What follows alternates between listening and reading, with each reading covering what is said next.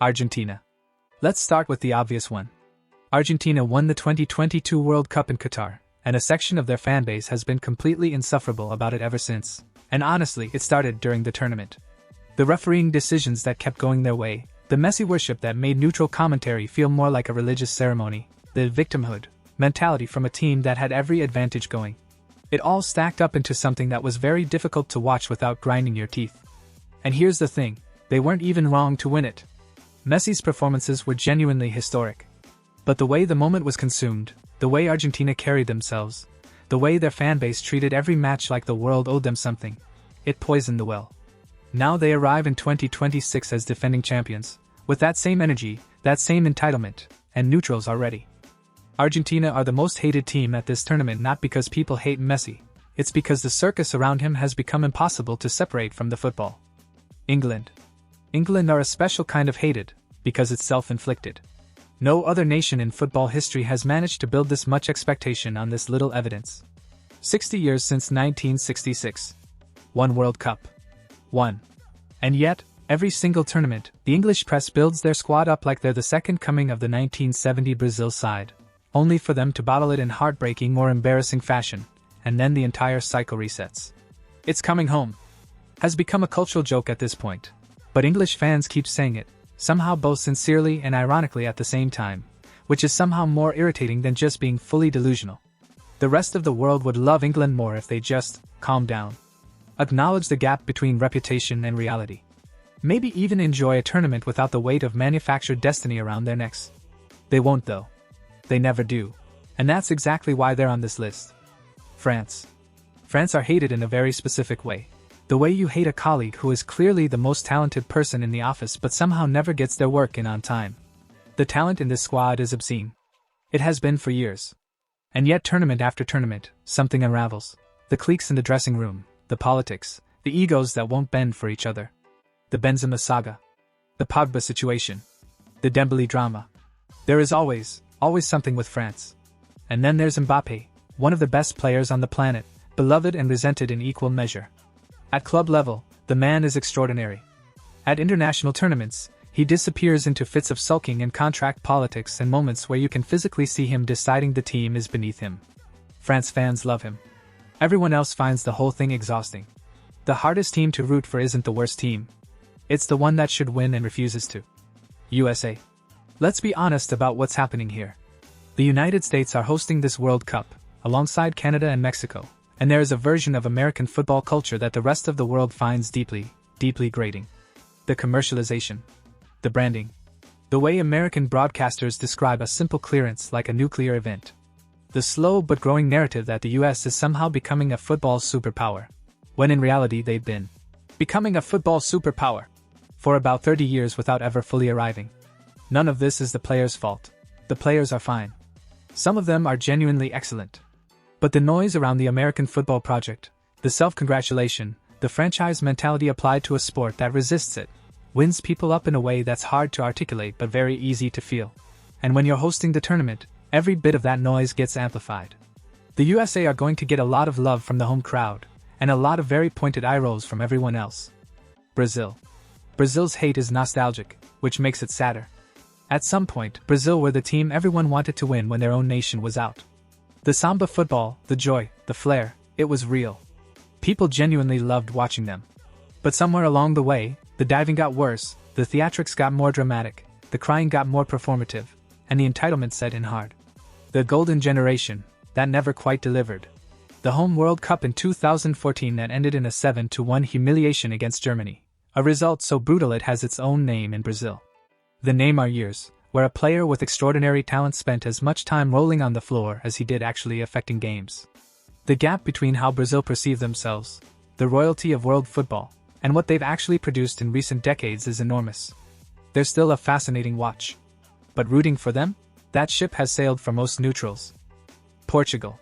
Wherever Cristiano Ronaldo goes, the circus follows, and at 41 years old, still somehow a part of the Portuguese football conversation, the circus has never been bigger. Portugal's squad has for years been bigger than one man, with genuine quality throughout, and yet the entire operation somehow still orbits around CR7's mood. The tension between Ronaldo's ego and the team's actual needs has been a running subplot for the better part of a decade. Even in moments where Portugal have played well, something about their camp always feels like a hostage situation. At the play acting, Portugal have long had a reputation for going down easily and milking every free kick, and you have a team that neutrals find incredibly difficult to genuinely get behind. You want to appreciate the football. You just can't get past the production. Saudi Arabia. Saudi Arabia sit in a completely different category from most teams on this list, because the hate directed at them isn't really about football. It's about what their participation in the sport represents.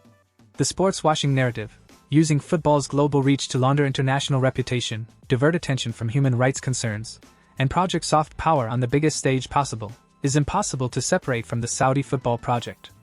Their domestic league has hoovered up some of the biggest names in the game, not because of football development but because of financial muscle. Their bid for the 2034 World Cup. The PIF's involvement in English football through Newcastle United. On the pitch, they're not unwatchable. Their shock 2-1 win over Argentina in 2022 is one of the great World Cup upsets. But the football is almost incidental to the wider conversation. Saudi Arabia's presence at this tournament will keep asking questions that football's governing bodies would rather not answer. Germany. Germany's hate is the hate of boredom weaponized into excellence.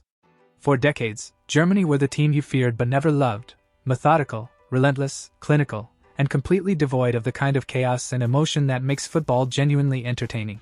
They won things. A lot of things. And they won them in a way that felt less like football and more like a corporation meeting its quarterly targets. The 7-1 against Brazil in 2014 is the obvious peak. And even that, somehow, felt efficient rather than exciting. Germany didn't dance when they scored. They just kept scoring. The recent dip has humanized them slightly, but the reputation lingers. Germany are the team that neutrals respect but never really want to win. There's no poetry to it. There's just results, and eventually that grates. Netherlands. The Dutch have one of the most complicated reputations in world football, and the 2010 World Cup final is ground zero for why. That final against Spain, where Netherlands came out with a game plan that was less football and more systematic dismemberment, is one of the ugliest big-game performances from a talented side in living memory. Nigel de Jong kung fu kicking Xabi Alonso in the chest. The cynical fouls. The deliberate destruction of what could have been a brilliant match. It was appalling, and it cemented the idea that Dutch teams will abandon everything when their back is against the wall. Add to that the recurring drama in their dressing room, the leaks, the factions, the golden generations that collapse under the weight of their own politics, and you have a team that is infuriating to support and deeply satisfying to watch fail. Which, given their history of underachievement, happens quite often. Uruguay. Uruguay are small, irrelevant on the global stage, and absolutely, completely unhinged in the best and worst possible way, and neutrals hate them for it. The handball. You know the one. 2010 quarterfinal, last minute, Luis Suarez clears a goal-bound header off the line with his hand, Ghana missed the penalty, Uruguay go through. Suarez celebrates. The audacity was almost admirable. Almost. Then there's the biting. The scything tackles. The referee harassment that borders on performance art. Uruguay play every match like it might be the last game of football ever played on earth, and they will do whatever it takes. Laws of the game be damned.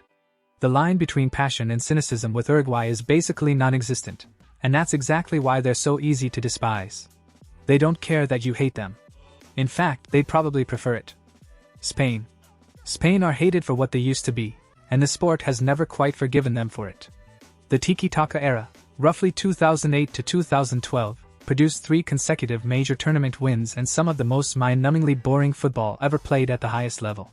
Yes, they were technically brilliant. Yes, the passing combinations were extraordinary. But watching Spain play in that period was the football equivalent of being read a very long, very correct document. The ball moved beautifully. Nothing happened. There's also a persistent accusation, particularly from Italy and France fans, that Spain have long been refereeing favorites at major tournaments, a narrative that gets recycled whenever they win a close call. The current Spain side is actually exciting, attacking, young, and worth watching. But reputations don't move as fast as football does, and Spain are still carrying the ghosts of a decade of passing triangles into penalty areas that never quite got a shot off. Mexico. Mexico have 2 problems, one they created, and one they can't escape. The one they created, the homophobic chant. FIFA has fined and sanctioned Mexican supporters repeatedly for their grito, heard every time the opposition goalkeeper takes a goal kick. Mexico's federation has promised action. The chant keeps happening. At this point it's not ignorance, it's defiance. And the wider football world has run out of patience with it. The one they can't escape, the round of 16 curse. For years, Mexico would make the knockouts and go no further, bottled out of bigger things by better teams. It became a running joke, then a narrative, then basically their identity. They're the nearly men of North American football, talented enough to tease you, not quite good enough to actually deliver. Being a co-host should help them at 2026. But the baggage is real, and it follows them everywhere. Ecuador. Ecuador shouldn't even be here, and that's exactly why they are. The Byron Castillo eligibility controversy from the 2022 World Cup in Qatar never got a clean resolution. Chile filed an appeal arguing that Castillo, who played in Ecuador's qualifying campaign, was ineligible due to questions about his nationality and age documentation. FIFA and CAS ultimately ruled in Ecuador's favor, but the shadow of that process never fully lifted. Ecuador kept their place in Qatar, and kept their qualification points. Chile went home. Whether you believe Ecuador were wrongly accused or wrongly cleared depends largely on where you're from. But the ambiguity of the whole affair is exactly what makes it linger. Ecuador at 2026 carry an asterisk in the eyes of a significant chunk of the football world, and no amount of results on the pitch will fully erase that. That's a difficult thing to play under. South Korea. 2002 happened. And some things, once seen, cannot be unseen. South Korea co-hosted the 2002 World Cup with Japan and produced one of the most controversial tournament runs in the competition's history. Italy were knocked out by a golden goal, a goal that came after a Francesco Totti dive that got him sent off for simulation, while Korean players went down in the same match without consequence. Spain were eliminated after 2 legitimate goals were ruled out for offside. Portugal went home early. Referee decisions that seemed to consistently favor the home side became the overriding story of the tournament. South Korea finished 4th. Whether they earned it or benefited from it remains one of the sport's most contested questions. The players who suffered, Totti, Hierro, Figo, have never hidden their feelings.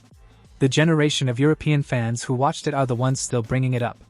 24 years later, it still comes up. That's not nothing. Colombia. Colombia's relationship with football hatred is the most complicated on this list, because it carries a weight that goes far beyond tactics and tournaments. In 1994, Andrés Escobar scored an own goal against the USA. Colombia went home early from a tournament they were supposed to light up. 10 days later, Escobar was shot dead outside a restaurant in Medellin. The link between football failure, organized crime, and violence was never proven beyond doubt. But the implication was devastating, and it changed how the world saw Colombian football forever. Since then, the intimidation culture around the Federation, the rumors of threats to referees, the whispers about match fixing, the aggression that sometimes spills out of the stands, have kept that association alive. Colombia have had brilliant players and genuinely thrilling teams. James Rodriguez's 2014 tournament is one of the great individual performances of the modern era. But the darkness that surrounds the institution, the history that won't stay buried, it keeps Colombia in a complicated corner of football's conscience that most other nations never have to occupy. 15 countries. 15 different reasons to change the channel, switch allegiances, or spend 90 minutes shouting at the screen. That's the World Cup, where every nation brings its best football, its worst behavior, and decades of baggage that nobody's quite ready to put down. If you enjoyed this, subscribe 'cause I'll be posting a lot more. Thanks for watching.